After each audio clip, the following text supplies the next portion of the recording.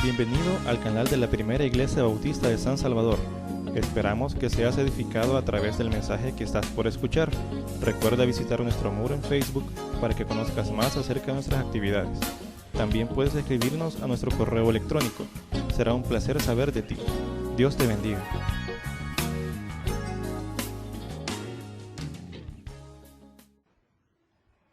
Mañana, cuando te preguntare tu hijo diciendo, ¿qué significan los testimonios y estatutos y decretos que Jehová nuestro Dios os mandó? Entonces dirás a tu hijo, nosotros éramos siervos de Faraón en Egipto, y Jehová nos sacó de Egipto con mano poderosa. Jehová hizo señales y milagros grandes y terribles en Egipto, sobre Faraón y sobre toda su casa, delante de nuestros ojos. Y nos sacó de allá para traernos y darnos la tierra que juró a nuestros padres. Y nos mandó Jehová que cumplamos todos estos estatutos y que temamos a Jehová nuestro Dios, para que nos vaya bien todos los días y para que nos conserve la vida como hasta hoy. Y tendremos justicia cuando cuidemos de poner por obra todos estos mandamientos delante de Jehová nuestro Dios, como Él nos ha mandado. Lo puse como una pregunta infantil, como pregunta de este texto. Porque cuando uno lee la pregunta, no es pregunta de niños, es una pregunta de adulto, de mucha profundidad. Con su respuesta también dada por el padre. Y queriendo uno coger el texto en su contexto y mirar nuestro contexto y ver cómo el texto pega también a nuestro contexto, no siempre uno hace una feliz conexión. Pero estos días están tan cargados de eventos significativos que desde el punto de vista de la reflexión bíblica uno quisiera encontrar inspiración en la Biblia para iluminar nuestro pasar por este mundo, nuestra vivencia. Probablemente cada quien tiene sus propias vivencias, ¿verdad? Cada quien tiene sus, como familia. Fíjense que dicen que con Trump ha empezado una nueva era. Pero los que miran más al fondo dicen que no, que está terminando una era con Trump. Más que Donald, me parece al rico McPato, ¿verdad? Sobre todo por el escándalo que en el mundo significa la riqueza acumulada en pocas manos, de lo cual nosotros sabemos qué es eso. En los años 80 trabajé con Oxfam, que es una organización inglesa que se llama Fondo Oxford contra el Hambre y que hace trabajo por el mundo para ayudar precisamente a países más pobres o empobrecidos.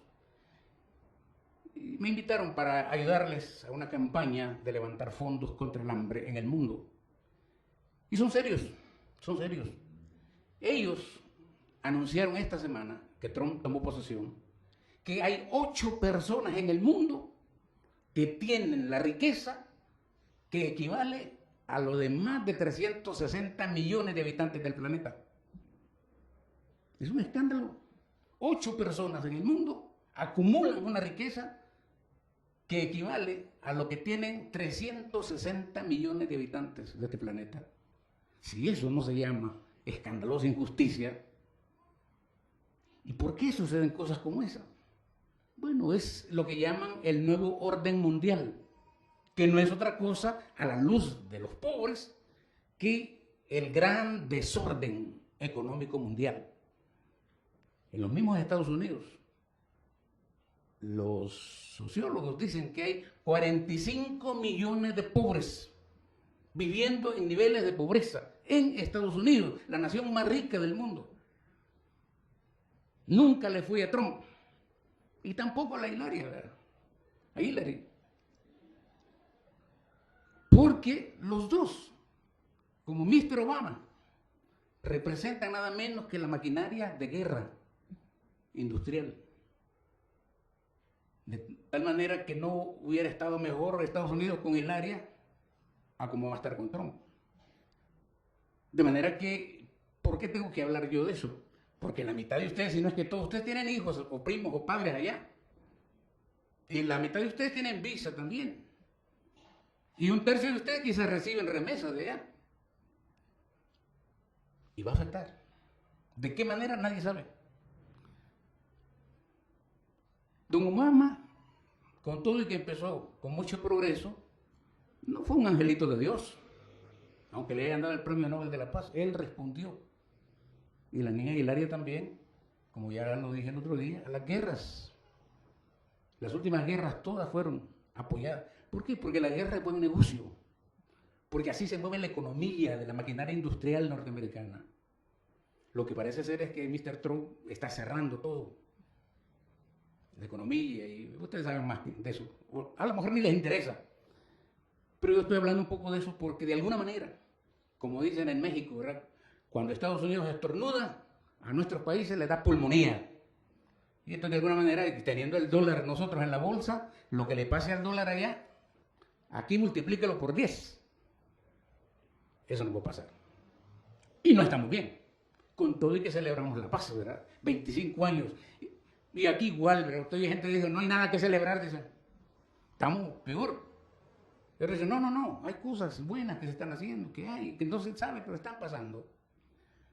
Bueno, y en medio de todo eso, se cumplió un año más de el día de Martin Luther King, que en Estados Unidos es homenaje al nacimiento de Martin Luther King, que fue asesinado como defensor de los derechos civiles de la raza negra en 1968, en abril de 1968. Pero Estados Unidos festeja el cumpleaños de él, que es en estos días, no sé si es el 16 de enero, pero el tercer lunes, ¿verdad?, de cada año celebran el Día Nacional de Martin Luther King, pastor bautista, que si hubiera sido yo, a lo mejor estaría vivo. ¿Por qué? Porque yo quizá no hubiera apoyado lo que él estaba apoyando. Ese día había ido a Memphis a apoyar a los recolectores de basura que pedían mejores salarios y mejores condiciones de trabajo. Y no tenía que ir. El invitado era Ralph Abernathy, compañero de él también, y él dijo, no puedo ir, cúbreme. Y él se fue a Memphis y ahí lo mataron, pastor bautista. No es entonces por casualidad que es una de las estatuas que han puesto en la abadía, en una de las abadías en Londres, y ahí está, junto con Dietrich Bonhoeffer, Tomás Moro, y no me acuerdo quién es más, en el frontispicio, en el frontal de la gran catedral ahí en Londres.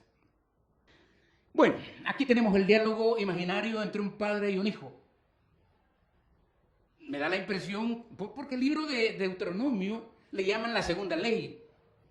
Y los estudiosos dicen que el libro viene como del siglo VII antes de Cristo. Ya para entonces Moisés no vivía. Pero el mensaje que está ahí son palabras de Moisés, o sea, atribuido a Moisés.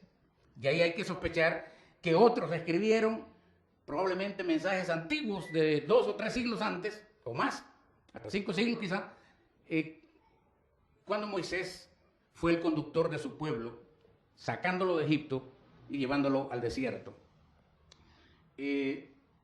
Deuteronomio le llaman segunda ley, nombre equívoco, pero que de hecho es como una versión popular de lo que aparece en el Éxodo, con el objetivo de recalcar la muy apreciada ley de Dios o ley de Moisés, que era el código de vida para el pueblo judío. Lo que el Deuteronomio presenta es como los momentos previos a la entrada a la tierra prometida. O sea, es un momento nuevo, va a empezar una nueva era. Ha terminado el desierto, han pasado muchos años, han muerto un par de generaciones y los que van a entrar eran los que antes fueron niños, cuando estaban en el desierto iban a entrar a la tierra prometida. Y es como si Moisés entonces tomara tiempo un momentito, vamos a entrar a una nueva situación y se requiere que tomen nota de algunas cosas que ustedes ya las saben, pero como que las han olvidado. Y les advierto que si las siguen olvidando, les van a pasar algunas catástrofes que ya hemos vivido. Y por lo cual, si quieren que su futuro sea bueno, si quieren que les vaya bien, más vale que pongan en práctica lo que les voy a decir. Pero la manera teatral en que presenta esto parece que llegó a ser un rito a la hora de la celebración de la Pascua. Fiesta religiosa que conmemoraba la salida de Egipto, la liberación del pueblo de la esclavitud en Egipto. Y antes de ser una fiesta en el templo, porque el templo estaba en ruinas, fue una fiesta familiar. Así como usted celebra la Nochebuena o el Año Nuevo, ¿verdad? Ni siquiera necesita invitación a la familia para juntarse. Igual la Pascua era una convocatoria familiar.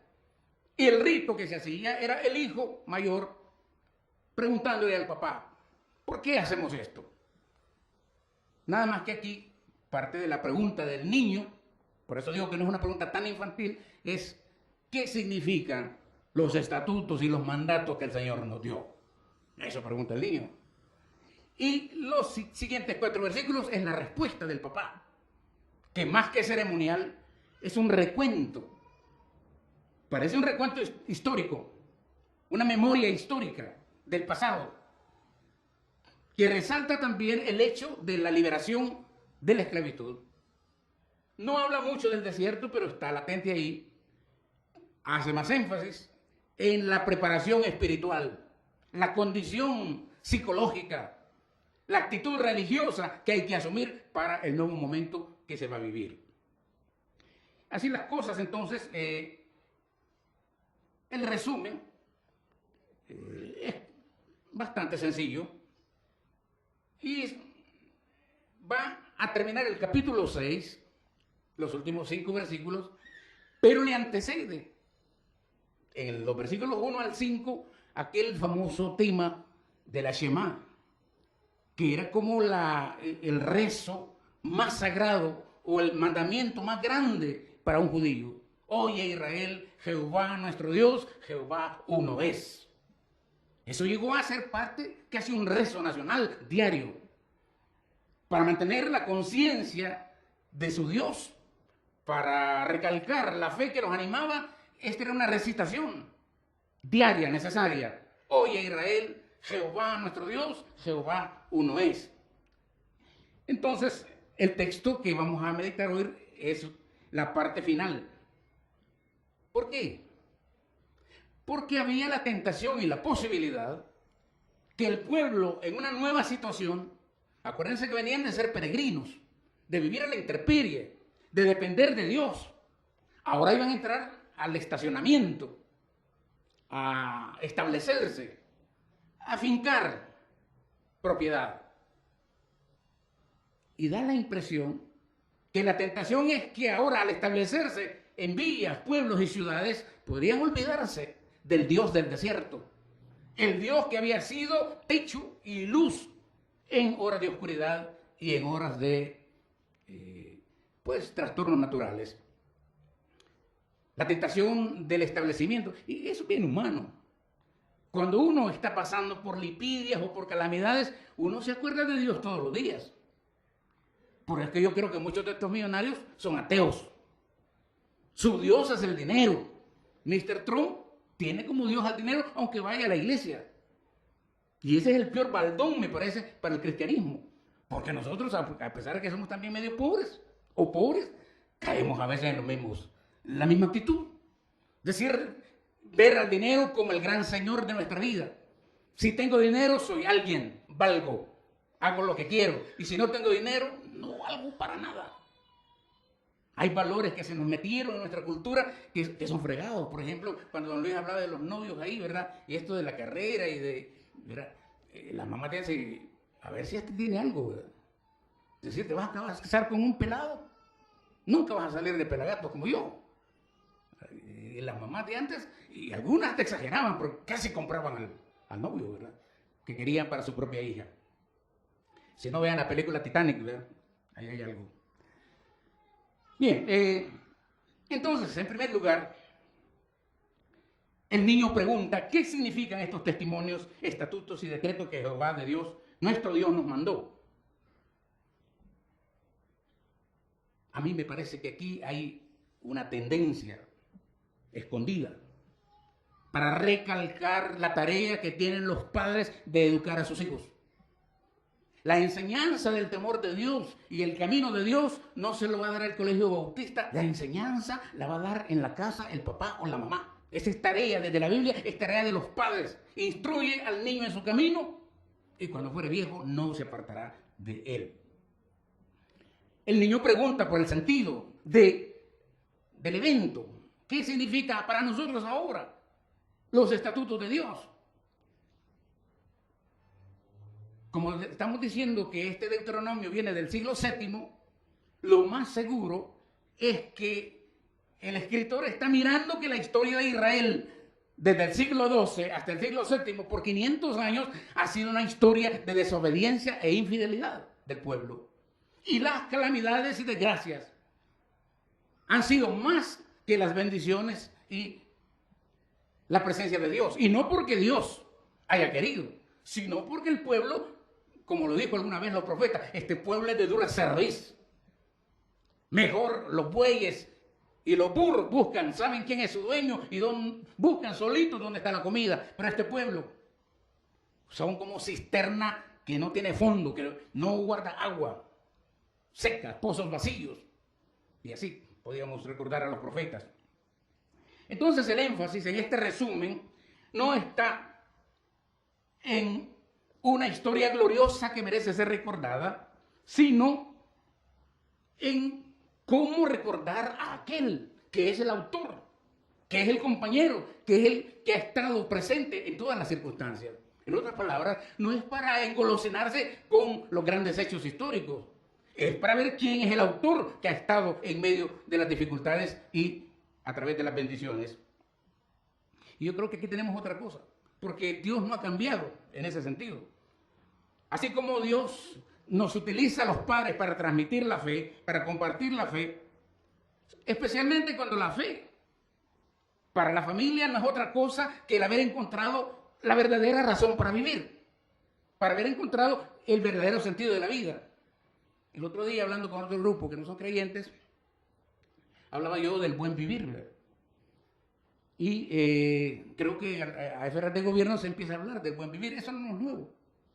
Ya eso viene de otras partes, pero apunta a condiciones ideales, donde haya equidad, donde haya paz, donde haya trabajo, donde haya satisfacción, donde cada quien reciba no tanto lo que merece, sino lo que su propio esfuerzo ha logrado.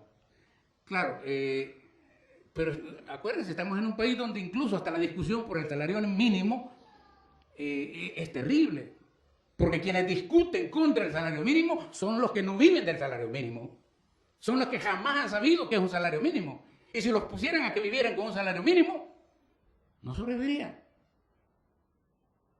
porque en este país con todo, no es la gran cosa tampoco el salario mínimo, pero es una vergüenza.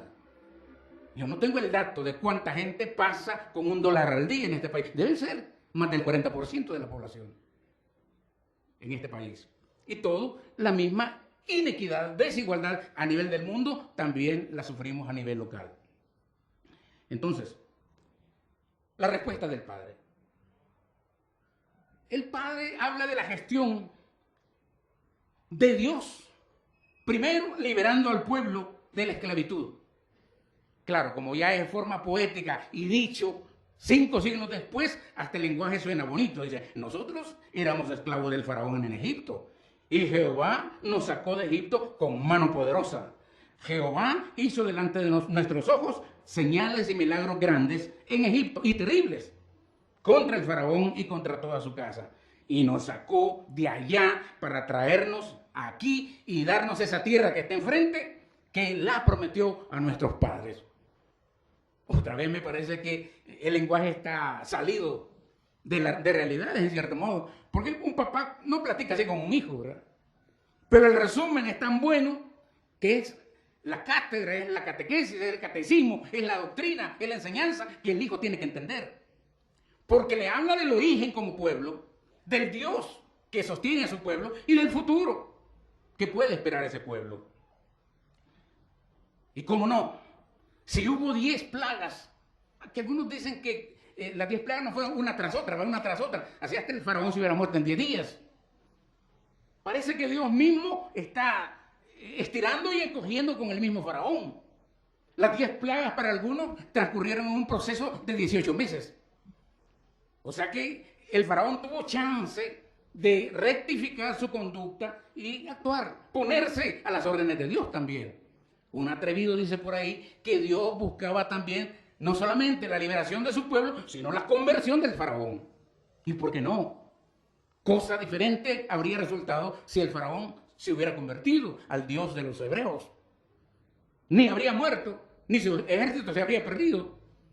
Y bastaba que hubiera dejado salir a los esclavos de Egipto. Pero los opresores no regalan nada, los dictadores no regalan nada. Los que acumulan a base de la extorsión y sacrificio de otros no son generosos. Todo lo contrario, rascan. Y Dios alguna vez, mejor dicho, el Evangelio, en una de sus parábolas, a veces presenta que Dios también hace eso a veces. Cosecho donde no sembré. Y el otro dice, sabía que eras duro. Pero la figura que está ahí es de un Dios, ¿verdad? Un Dios tan soberano que se puede dar ese lujo. El lujo de pelear con el faraón, pero para que se convierta también. Para que sea humano por primera vez. Para reconozca al prójimo que ha estado expoliando en las construcciones de Egipto. Y bajo esa sospecha, porque es pura sospecha, yo también agregaría que cuando salió de Egipto el pueblo de Israel, no eran puros esclavos israelitas. Ahí se fueron todos aquellos que eran esclavos de otros pueblos, incluyendo egipcios, que a lo mejor al mirar las maravillas y milagros y señales, dijeron, no, con este faraón no lo hacemos, vámonos con estos esclavos. Y puede ser, hay algunos indicios de que eso pasó. Por eso Moisés hace hincapié en por lo menos 3 cosas que en este momento de nuevo tiempo, de nueva era, de nueva tierra, donde van a entrar, hay que por lo menos 3 cosas que no deben ser olvidadas. La primera es, ¿quiénes eran ellos? ¿Quiénes eran? Y miren que esa es una pregunta importante para todos nosotros. ¿Quién es usted? Y no se lo pregunto porque yo lo ignore. Es como la pregunta de Dios diaria a nosotros. ¿Quién eres? ¿Eres hijo mío? ¿Pretendes ser hijo mío? ¿Discípulo mío? ¿Eres una persona espiritual? ¿Eres un cristiano? ¿Eres un bautista? ¿Eres un bautizado? ¿O te gustan las cosas religiosas, pero nada más? ¿O te embadurnas un poco de barniz dominical cristiano, pero en la esencia, en el fondo, vives la vida como viven las plantas? O como están las piedras, que si nadie las mueve, no se mueven. La segunda cosa que Moisés aconseja es no solamente recordar quiénes son, sino cómo Dios los ha liberado, cómo Dios ha intervenido. Y dice, con mano poderosa, con señales y milagros. Pero tal vez por no ser pentecostales nosotros aquí no vemos gente que, ¿verdad?, siendo paralítica, sale saltando, sordos que se le abren los oídos, etc. No lo vemos. Pero si ustedes son creyentes, la mayoría, creyentes que tratan con Dios y tratan bien, no me dejarán mentir que ustedes son objeto de milagros. Que Dios hace obras maravillosas entre ustedes. Que muchos de ustedes no serían lo que son, no tendrían lo que tienen, no andarían donde andan, si no fuera porque Dios ha hecho verdaderos milagros en su vida. Yo mismo, cuando recuerdo de dónde vengo, la gracia de Dios me alcanzó, me tocó y me mordió de una manera que hasta me asombro. Porque lo que a veces la carne, como dice la Biblia, quisiera hacer, va por otro lado. Porque aún siendo pastor, los pastores caemos en situaciones a veces en que desearíamos no serlo. Creo que no hay pastor que no haya atravesado problemas de vocación, problemas de inseguridades en la vida. ¿Estaré haciendo lo que debo hacer? ¿Soy suficiente? ¿Estoy orientando como debo orientar? Claro, especialmente cuando uno no está mirando a la gente por la plata que tienen. O no está mirando a la gente como si fueran números para llenar un teatro. Sino cuando uno está tratando de que entiendan la Biblia, la hagan el código de su vida y caminen. Más que con la Biblia bajo el brazo, con Cristo en la vida, con Cristo en el corazón. La tercera parte de este texto. Parece que entre las cosas, al mirar de dónde vienen, es como mirar para atrás. Y es lo que acabo de hacer yo sobre mi propia vida. Y a veces el recordatorio de mirar para atrás no es muy grato. Dios quiere que miremos para atrás como pueblo, al pueblo de Israel, para que sopesen de dónde han salido y quiénes eran. Y puedan apreciar lo que ahora tienen. hacer un balance. ¿Dónde estaba y dónde estoy? ¿Qué tenía y qué tengo hoy? Porque le sucedió al pueblo y nos puede suceder a nosotros, que a veces mirando hacia el pasado quisiéramos volver. Y hay quienes no aman a lo que tienen por estar pensando en el primer amor. Fue fantasía. Fue amor loco, que tuvo más de loco que de amor. Pero como se clavó, no disfruta al compañero que tiene o la compañera que tiene. Dios quiere que miremos hacia atrás para sopesar lo que tenemos presente y por el futuro. No es bueno mirar para atrás solo para mirar nuestras culpas o para ver si hemos hecho algo de lo cual estamos avergonzados o para recordar algo que nos duele. Y cuando eso sucede, uno quisiera 100,000 veces no tener que volver a pasar por el mismo lugar y por la misma experiencia. Otros miran para atrás solo para lo que decían, uno rumiar sus dolores, ¿verdad? Rumiar las insatisfacciones que nunca han tenido. Y son aquellos que dicen, ay, si yo hubiera. El hubiera no existe. Cuando usted dice, ay, si yo hubiera, ¿de qué sirve? No hubo, ni habrá. Esa es la realidad. Ni siquiera con buena intención, pero mirar con nostalgia los buenos tiempos. Pero todos tenemos esa tendencia, porque es gratificante. Sí, de hecho, recordar las cosas bonitas del pasado, uno puede soñar. Rosado se vuelve el mundo si uno recuerda las cosas preciosas del pasado. A los israelitas Dios les dice, yo conozco su pasado, sé que ustedes fueron esclavos en Egipto, pero esa etapa, por dolorosa y fea que fue un paso necesario para estar donde estamos hoy. Y aquí hay otra pista para nosotros, es decir, ni siquiera las malas experiencias en realidad son malas. Ni siquiera los dolores en realidad son dolores. A veces son pasos necesarios que hay que mirarlos como necesarios para ponerlos donde estamos hoy. A veces para ganar hay que perder. Y eso solo desde el punto de vista evangélico se puede entender. Por eso parece ser que esta presentación que Moisés hace es como un nuevo pacto. Lo que se está planteando hoy es nuevos acuerdos. Se cumplieron 25 años de los acuerdos de paz, se necesitan otro acuerdo nacional. Y yo sí creo que sí. Porque mire usted, ¿entre qué va a escoger usted? ¿Entre Arena y el FMLN? ¿Quién es mejor? ¿Quién es peor? Un amigo nuestro escribió, después de ver la fiesta de Trump, y dice, qué bueno que este es un país donde la transición entre un gobierno diferente a otro es pacífica. Y yo le iba a contestar, ¿verdad? Sí, pero ¿a qué costo? ¿Verdad? Y va bien, traspolando hacia nuestra condición, yo digo, va a llegar el momento que el pueblo en general, que no pertenece a ningún partido, se va a cansar de esos grandes partidos y los va a mandar por donde deben irse. Porque ninguno puede reflejar a profundidad esa necesidad espiritual, material, de justicia, de paz, de reino de Dios. ¿Se da cuenta? Que a la luz de la Biblia uno puede criticar a quien sea que ostente o pretenda ostentar el poder. Por algo Cristo es Rey de Reyes y Señor de Señores.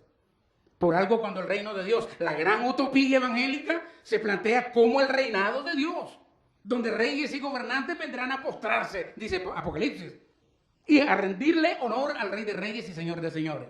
¿Cómo añoro yo ese día viendo tanto patán gobernando naciones, expoliándolas y empobreciéndolas más? En esta parte final, por eso Dios dice que lo que ha sucedido en la vida, sea bueno o sea malo, es de todas maneras el camino que nos haya traído a donde estamos. En otras palabras, no había cómo evitar el desierto. Ni siquiera hubo cómo evitar la salida de Egipto. Fueron pasos dolorosos necesarios para llegar al umbral de la tierra prometida. Por eso entonces en esta hora se celebra con mucha gloria, casi con espíritu de alabanza, porque Jehová nos sacó con brazo poderoso y nuestros ojos miraron señales y prodigios en contra de nuestros opresores. Miren qué clase de fe y de ánimo el que inyecta Moisés a su pueblo. Creo yo que es el mismo entusiasmo evangélico que desde creyentes que procuran seguir a Cristo con fidelidad, pueden presentarle a otros que no disfrutan de lo mismo. Y teniendo jóvenes aquí, yo les digo, muchachos, esfuércense por descubrir qué significa creer en Cristo. Esfuércense por entender qué significa aceptar a Cristo, bautizarse.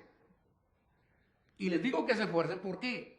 Porque para mí es la clave que puede poner en orden todas las cosas, que puede organizar la vida, que puede organizar la familia, que puede ayudarte a sopesar los valores que impulsan tu vida. Y eso solo desde la fe en Cristo, desde la iglesia, podemos escuchar cosas como esa. En el versículo 25, que es el final, dice: y si tenemos cuidado de obedecer todos esta ley delante de Jehová nuestro Dios, como Él nos ha ordenado, tendremos justicia. Miren qué interesante. Si nos cuidamos por ser obedientes y fieles, la justicia será efecto inmediato de nuestra obediencia y de nuestra fidelidad. Quiere decir entonces que a las iglesias evangélicas les falta eso: fe, obediencia y fidelidad. De lo contrario, esta nación empezaría a ser reino de Dios. Nosotros, aunque parezca que el mundo es un callejón sin salida, aunque parezca que estamos en medio de un laberinto donde todas parecen salidas, pero ninguna es más que una pared en la cual nos estrellamos, podemos escuchar la palabra de Juan que dice: yo soy el camino, la verdad y la vida, y nadie viene al Padre si no es por mí. Otra vez, para todos nosotros, no podemos estar ciegos frente a algo que se presenta como el camino para salir del atolladero, del enjambre de problemas o angustias que nos hacen pedazos. Cristo es el camino, la verdad y la vida. Él, como Dios hizo el camino para los israelitas, saliendo de la esclavitud, atravesando 2 generaciones en el desierto y preparándolos para entrar a la tierra prometida, Cristo Jesús también es camino que nos saca de cualquier condición, por terrible que sea, y se nos muestra como camino a encontrar la paz y la reconciliación con Dios. No importa que nos haya tocado atravesar problemas, desgracias, dificultades, eso ha sido parte del recorrido. No estaríamos aquí si no fuera a través de eso. Por eso uno de los momentos cumbres de Martin Luther King, curiosamente, y a mí me llama la atención, ¿verdad?, como este tipo de personas, Martin Luther King, pocas antes horas de morir, él iba a viajar creo que de Atlanta hacia Memphis, y al montarse el avión, él notó algo raro, ¿verdad?, en el aeropuerto, y ahí lo dejaron entrar, entró hasta el avión. Ya cuando se sentó, se abrochó el cinturón, lo primero que el piloto dijo fue: quiero anunciarles que en este avión está el reverendo Martin Luther King, y hemos recibido una amenaza de bomba en este avión, y hemos tomado las medidas de seguridad, y quiero que estén tranquilos porque tenemos la seguridad en este vuelo y en este avión, no solamente cuidando del reverendo Luther King, sino de todos los pasajeros. La gente, en vez de estar más segura, cogió un poquito más pensando, ¿verdad?, y hasta dónde le podemos creer al piloto. Pero cuando el vuelo llegó a Memphis, al nomás bajar, a él le confirmaron las amenazas de bomba que iban a poner o en el vuelo o en los lugares donde él iba a estar. En la noche anterior a su muerte, él, hablando con sus acompañantes, le dijeron: ¿no tenés miedo que te maten? Y él dijo: lo que me puede pasar de parte de mis hermanos blancos enfermos, puede pasar. No lo sé si va a pasar, pero miro que vamos a tener algunos problemas desde aquí en adelante. Pero quiero decirle sinceramente que eso no me importa, porque yo, como cualquiera, dice Luther King, a mí me gustaría vivir larga vida, y creo que todo el mundo merece vivir larga vida. La longevidad tiene su lugar en la vida de cualquier persona, pero yo no estoy interesado en ella. Yo solo quiero hacer la voluntad de Dios. Esta noche yo estoy feliz. No estoy preocupado por nada. No le tengo miedo a ningún hombre. Mis ojos han visto la gloria de la venida del Señor. he estado en la cumbre. Y al día siguiente, 12 horas después, fue asesinado por un presidiario que acababa de salir de la cárcel, y tras de su asesinato se desataron los disturbios más terribles en 60 ciudades de Estados Unidos porque habían matado al líder de los derechos civiles. O sea, cristianos que se la juegan hay, aún en situaciones adversas donde la muerte está de por medio. Hermanos, a nosotros la muerte quizás no nos está asaltando tan cerca, aún cuando la delincuencia y la muerte está por todos lados, pero por lo menos yo no me contagio, ni contagio a los que quieren venir. Si vengan, si con solo que no se vengan a meter a las 11 de la noche, ahí donde, ¿verdad?, donde la cosa es brava, ya estuvo. Pero puede ser que esta nación está cansada ya de la falta de sentido, de la falta de paz, de la falta de caminos. Y estamos ofreciendo el Evangelio, la vida en Cristo, como el camino capaz de abrirse rutas, aún donde no las hay, como dice aquel canto. De manera que si usted está cansado de visitar iglesias, de conocer religiones, es una búsqueda equivocada. Lo que hay que buscar es a Cristo. Lo que hay que leer es la Biblia. Lo que hay que hacer es, al leer la Biblia, ponerse en diálogo con ella. ¿Qué me quieres decir a mí? ¿Qué me dices de mi origen? ¿Qué me dices de mi situación? ¿Qué me dices de mi futuro? Y la Biblia le va a contestar. Porque la buena noticia, como la dimos en la escuela dominical, es que Cristo Jesús se hace cargo de nuestras cargas, se hace cargo de nuestras culpas y se hace cargo de nuestro presente y de nuestro futuro. Y creo que no hay futuro sin Cristo. Creo que la vida no tiene futuro sin Cristo. No hay alternativa. No nos queda otra que seguir de necios proclamando a Jesucristo como camino, verdad y vida. Si no entiende eso, empiece a buscar cuál es el camino, cuál es la verdad y cuál es la vida. Que Dios nos ayude a todos.